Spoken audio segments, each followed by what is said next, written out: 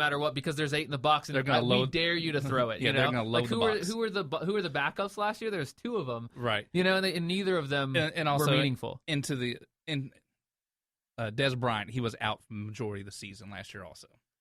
Yeah. So like I said, I do understand, but the third string needs reps and the quarterback needs more reps than they're going to give the first team. And I think if you have an unproven quarterback, look, if your guy is Tom Brady, if your guy is Ben Roethlisberger, if your guy is maybe even Tony Romo, right? Okay. Like statistically speaking, if that's your guy and you have your guy, you protect him, you leave him in for the snaps with the first team, you get him out. But if it's some rookie kid who still has a whole lot to prove that he can play at the NFL level, you cannot just keep him in for 5, 6, 10 snaps and pull him because you need to know if he can face it. Well, see, this is what I would, and maybe I'm a little off kilter here by doing this, but what I would have done, I would have ran Sam Bradford out there for the first, I guess he played 2 series probably. Okay.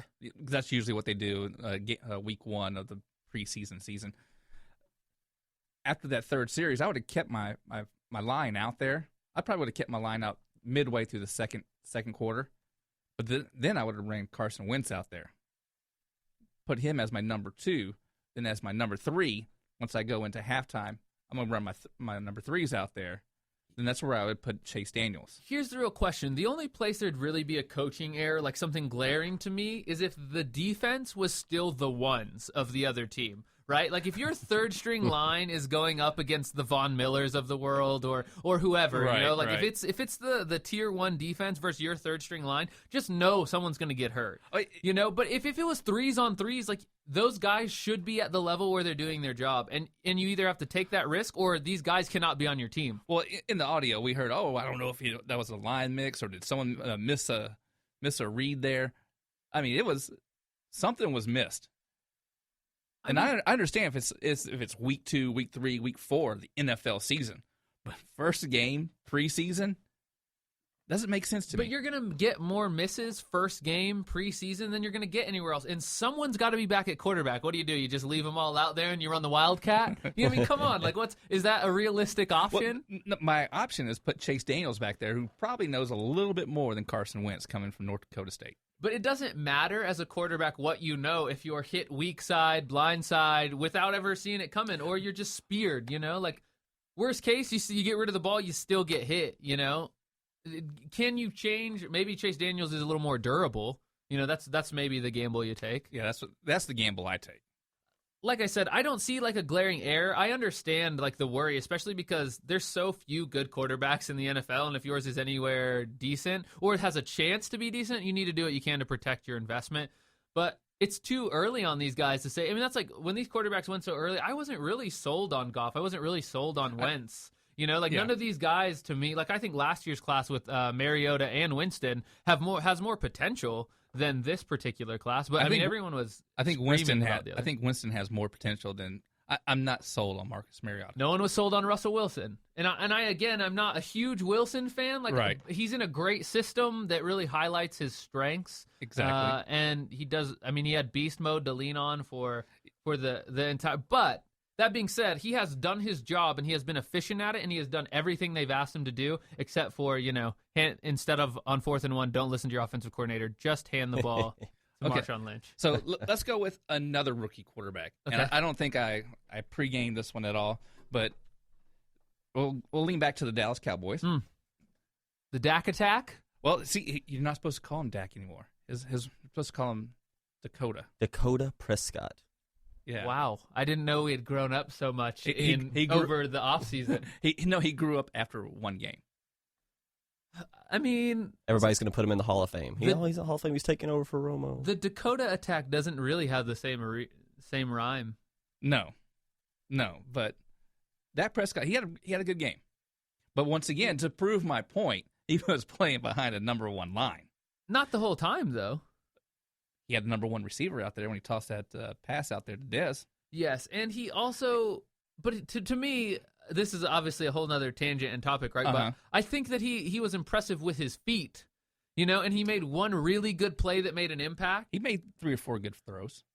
But the majority of it was like his ability to watch a play collapse and then get rid of the ball somewhere. Like it wasn't in like, oh, I have this great pocket presence. Like he just was ready to scramble, use his feet, and that's going to be his strength.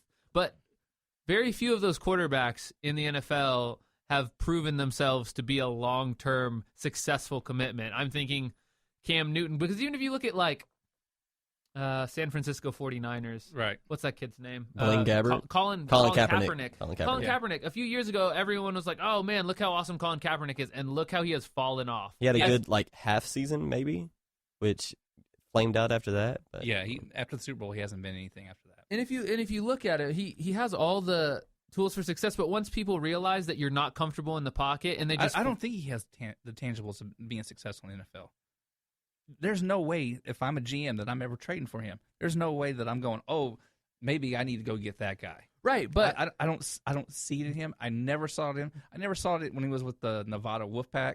But when Never you saw look at Colin Kaepernick and then you look at Dak Prescott, I mean, you kind of see a lot of Very similar. similar tool sets, you know? And like I said, Cam Newton is them with the pocket presence and the arm to be successful. Right. You know, and will Dak develop into that? I'd say the odds are against him. It's a very high. Especially because high bar. we both know he's going to play as the starter this season because Tony Romo's not making it all the way. There's no way he makes every game. He's not going to play 16. He's the 12th starter, pretty much.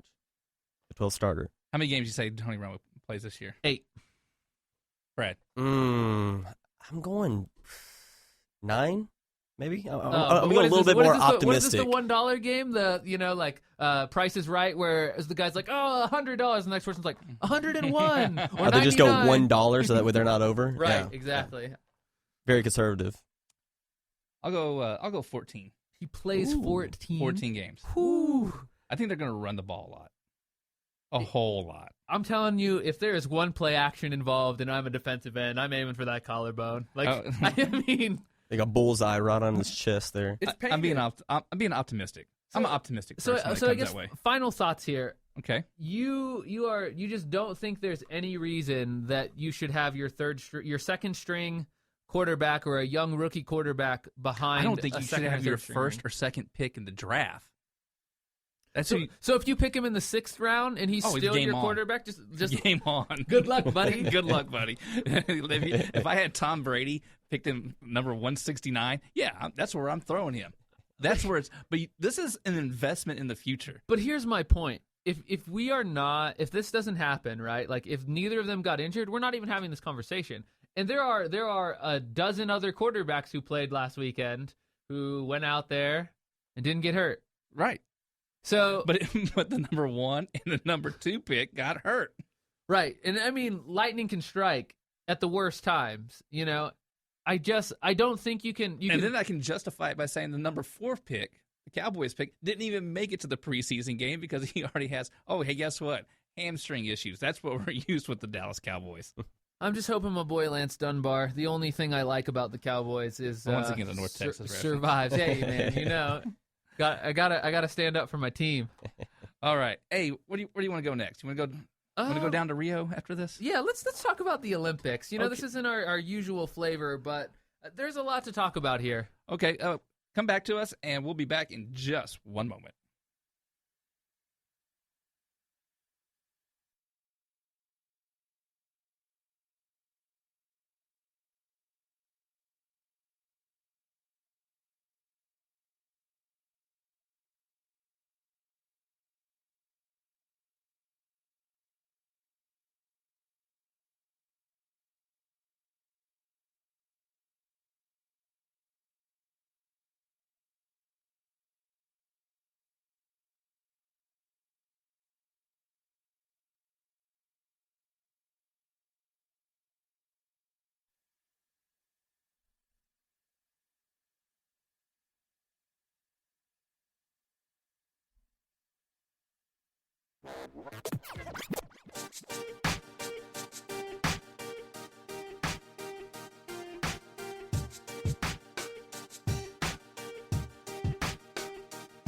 You're listening to the Texas Strangers.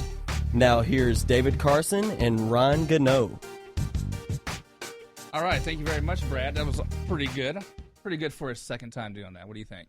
Not too shabby. Not too shabby. So let's go down south of the equator, down to Rio de Janeiro. Yikes. Yeah. We're gonna get into the good stuff before we get into the bad stuff. How's that sound? That's fine. Let's Okay, I have a question for you. Okay, I'm listening. Okay, so we are, what are we, 13 days into the Olympics, roughly? It's all a blur. It's all a blur. So, Maybe we're 12 or 10. I have watched more TV than I have in a long time. Like, usually it's Netflix for me, but the Olympics, especially because my girlfriend is, like, super into the Olympics. Usually gymnastics and swimming, but loves it. Really? Deanna's into the Olympics? Yeah, she absolutely loves it. And for me, this year, it's been jaded by the bad stuff, which we're not getting to yet. Okay. But, so even if I've been doing something else, she's, like, glued to it. But my wife, Christy, she's into it also. Oh, that's so funny. So it's amazing how the Olympics, it really brings out the whole family. It's more of a family thing. It's not the NFL. It's not a Major League Baseball. It's because it only happens every 4 years, at least the Summer Olympics. There is an interesting video that was going around. I don't remember what the guy's name is, but basically he does these videos that are kind of like a parody of culture. Like he has one where it's like if meat eaters were like vegans, and he's done one about the Olympics, and he's talking about how like people only care about these obscure sports every 4 years, and it's kind of true. But usually there's something in these games that gives us a lasting impact. Okay, so the other day I had to work really, really early/late for me, so I was driving home and I was listening to the Mothership, and I was listening to a certain person that I can't stand. I won't say her name, but I'll give you a hint. She went to the University of Colorado when she played basketball there. Anybody know who I'm talking about? I have no idea. Okay. We'll talk about that off air. But anyway, they have a morning show, and it was, who do you think has stole the star of the Olympics? Who's been the most dominant force in the Olympics? Strictly American? No. And I do think I want to split your question here, because I think most dominant and most captivating are two very different categories. Okay. Very true.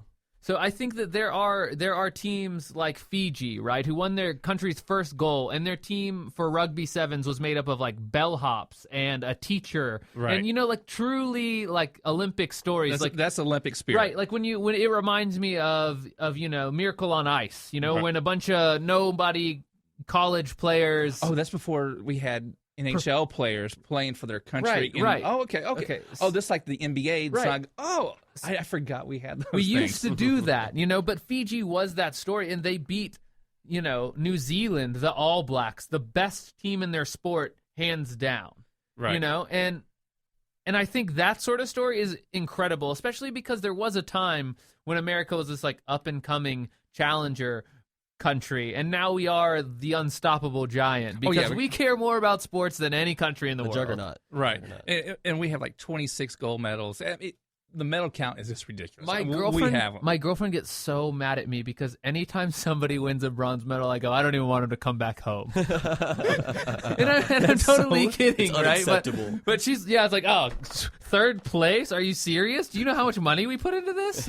No, you don't come back. You stay in Rio. That is so hateful. But I don't mean it, all you bronze medalists. You've achieved more in your probably 17 years of life than I may ever in any particular individual thing. I mean, so please don't be angry at me, but I do always say that because I want us to win gold. I will say this. I have a friend. She's on the women's swim team, Camille Adams. Okay. And she did the 200 butterfly. Okay. And she placed the worst place you can actually come in the Olympics. Anybody want to guess what place that is? 36th. No, 4th. She was like 0.2 of a second off of having a bronze medal. But again, this is like, people forget that this is a monumental achievement to be selected, especially for the American roster, right? If you're in some country that doesn't take sports as serious, but we're a sports-obsessed country who can only take a handful of individuals. Like, if you look at gymnastics, for instance, there are 2 other girls or 3 other girls or 5 other girls that could have won medals. Right. But they are not allowed to because we can't bring that many people. Yeah, if we could have had 3, because the way the gymnastic thing goes, you can for each event, you can only have 2 girls from one country. Right, so there's no way we can podium sweep. It's not possible. I mean, but easily we could have. But we could have. And I think back in the day, the Romanians used to sweep the even Gabby Douglas. Yeah. She actually had the third highest score for the all around, like or going into it, you know, Right. like for the qualifying steps, but she missed out because her two partners